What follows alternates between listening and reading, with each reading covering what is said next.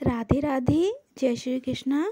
मैं अर्चना आज आपको माघ मास महात्म्य का 18वां अध्याय सुनाऊंगी। 17 अध्याय मैं पहले ही सुना चुकी हूँ जो चैनल पर अपलोड है। अगर आपने नहीं सुने हैं तो आप सुन सकते हैं। अगर आपको मेरी कथा अच्छी लगती है तो लाइक करिए, मेरे चैनल को सब्सक्राइब करिए, बेल आइकन प्रेस करिए ताकि आने वाली नोटिफिकेशन आपको मिलती रहे। 18वें अध्याय में माघ मास के स्नान के फल के बारे में बताया गया है कि माघ मास में स्नान करने से हमें क्या फल मिलता है। तो आज मैं आपको 18वां अध्याय सुनाने जा रही हूँ। सारे संसार के कर्ता भगवान विष्णु और देवी सरस्वती जी के चरणों में प्रणाम करते हुए हम 18वां अध्याय शुरू करते हैं। श्री वशिष्ठ ऋषि कहने लगे, हे राजन, मैंने दत्तात्रेय जी द्वारा माघ मास महात्म्य कहा। माघ मास के स्नान का फल सुनो। माघ मास स्नान सब यज्ञों, व्रतों का और तपों का फल देने वाला है। माघ मास स्नान करने वाले स्वयं को स्वर्ग में जाते ही हैं, किंतु उनके माता पिता दोनों कुलों को भी स्वर्ग प्राप्त होता है। माघ मास में स्नान करने वाले दुराचारी, कुकर्मी मनुष्य भी पापों से मुक्त हो जाते हैं। इस मास में हरि का पूजन करने वाले पाप समुदाय से छूटकर भगवान के शरीर वाले हो जाते हैं।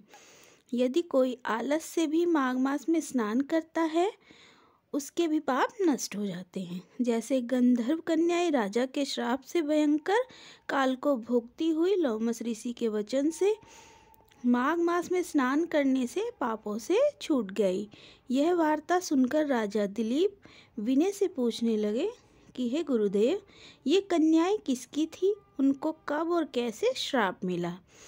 उनके नाम क्या क्या थे? ऋषि के वाक्य से कैसे श्राप मुक्त हुई और उन्होंने कहाँ पर स्नान किया?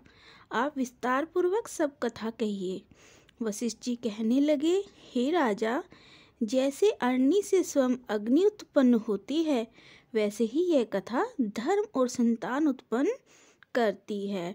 हे राजन, सुख संगीत नामक गंधर्व की कन्या का नाम विमोहिनी था। सुशीला तथा स्वयंवर वेदी की सुंबरा चंद्रकांत की सुतारा तथा शुभ्रा की कन्या चंद्रिका, ये 5 समान आयु वाली तथा चंद्रमा की जैसी कांति वाली और सुंदर थी।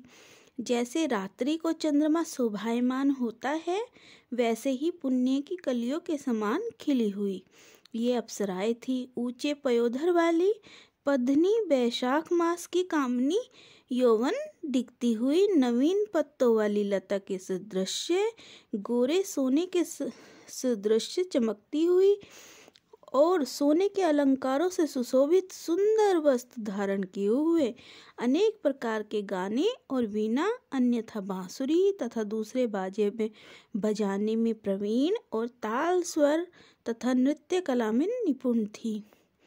इस प्रकार वे कन्याएं क्रीड़ा करती हुई कुबेर के स्थान में विचरती थी। एक समय कौतूहलवश माघ मास में एक वन में दूसरे वन में विचरती हुई मंदिर के पुष्प तोड़कर सरोवर पर गौरी पूजा के लिए गई। स्वच्छ जल के सरोवर पर स्नान करके वस्त्र धारण कर मौन हो बालू मिट्टी की गरी बनाकर चंदन कुमकुम और सुंदर कमलों से उपचार सहित पूजन करके ये 5 कन्याएं ताल नृत्य करने लगी। फिर ऊंचे गांधार स्वर में सुंदर गीत गाने लगी। जब ये कन्याएं गाने और नाचने में लीन थी तो उस अच्छोद नामक उत्तम तीर्थ में वेद निधि नाम के मुनि के पुत्र अग्निप ऋषि स्नान को गए। वह युवा ऋषि सुंदर मुख, कमल सुदृश्य नयन, विशाल छाती, सुंदर भुजाओं वाला, दूसरे कामदेव के समान था। शिखा सहित दंड लिए, मृग चर्म ओढ़े, यज्ञोपवीत धारण किए हुए था।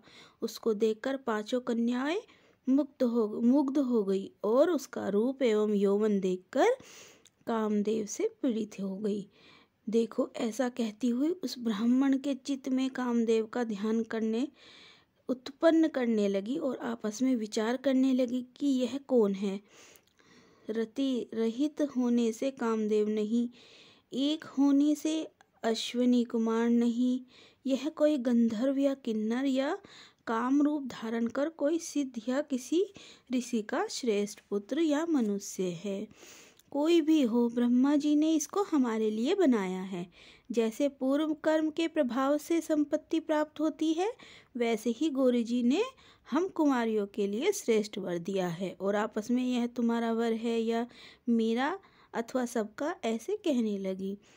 जिस समय उस ऋषि पुत्र ने अपनी मध्या की क्रिया करके ऐसे वचन सुने, तो वह सोचने लगा कि यह तो बड़ी समस्या उत्पन्न हो गई। ब्रह्मा, विष्णु, महेश आदि देवता तथा बड़े योगीश्वर भी स्त्रियों के भ्रमजाल में मोहित हो गए। इनके तीक्ष्ण बाणों से इसका मन रूपी हिरण घायल हो सकता है। जब तक नीति और बुद्धि रहती है, तब तक पाप से भय रहता है। जब तक तप की गंभीरता रहती है, यम विधि का पालन होता है, तब तक मनुष्य स्त्रियों के कामरूपी बाणों से बींधा नहीं जा सकता। ये मुझे उन्मत्त और मुग्ध कर रही हैं, जिन गुणों से धर्म की रक्षा हो सकती है। स्त्रियों के मांस, रक्त, मल मूत्र से बने घृणित और अशुद्ध शरीर में कामी लोग ही सुंदरता की कल्पना करके रमण कर सकते हैं। शुद्ध बुद्धि वाले महात्माओं ने स्त्रियों के पास रहना कष्टकारक कहा है। सो जब तक यह पास आवे, घर चलना चाहिए। अतः जब तक वह उसके पास आई, वह योग बल से अंतर्ध्यान हो गया। ऋषि पुत्र के ऐसे अद्भुत कर्म देखकर वह चकित होकर डरी हुई चारों तरफ देखने लगी और आपस में कहने लगी, यह क्या इंद्रजाल था जो देखते देखते विलीन हो गया। वह विरह की अग्नि में जलने लगी और कहने लगी कि हे कांत, तुम हमको छोड़कर कहाँ चले गए? क्या तुमको ब्रह्मा ने हमको विरह रूपी अग्नि में जलाने के लिए बनाया था?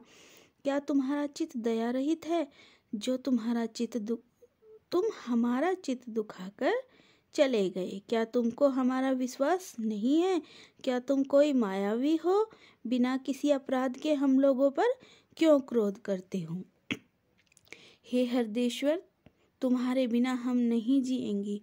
जहाँ पर आप गए हो, हमें शीघ्र ले चलो, हमारा संताप हरो और हमको दर्शन दो। दया करो, सज्जन लोग किसी का नाश नहीं करते। इस प्रकार 18वां अध्याय यहीं पर समाप्त होता है। कल मैं आपको 19वां अध्याय सुनाऊंगी। इस प्रकार हम रोज एक अध्याय सुनेंगे। इसके 28 अध्याय होते हैं माघ मास के, तो मैं रोज आपको एक सुनाऊंगी। इसके साथ ही धन्यवाद। कल मिलते हैं।